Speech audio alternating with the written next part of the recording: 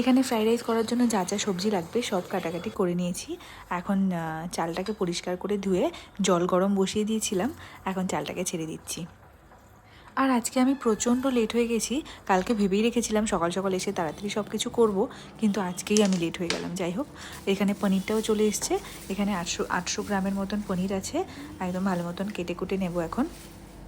আর আজকে পিকনিকে নিয়ে যাওয়ার জন্য স্পেশালি মটর পনির আর ফ্রাইড রাইস আমি বানাচ্ছি। আর এত তাড়াহুড়োর চক্করে না সব ভিডিও ক্লিপ আমি একদম নিতে পারছি না। যাই হোক, তোমরা দেখতে থাকো। আর এই যে ফ্রাইড রাইস, এখানে ফ্রাইড রাইস মোটামুটি রেডি।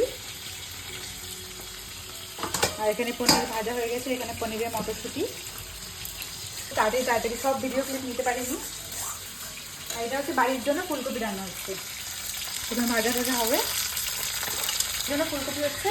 আর এগুলো তো নিয়ে যাওয়ার জন্য, প্লাস রাতে হয়ে যাবে বাড়িতে, সেই জন্য।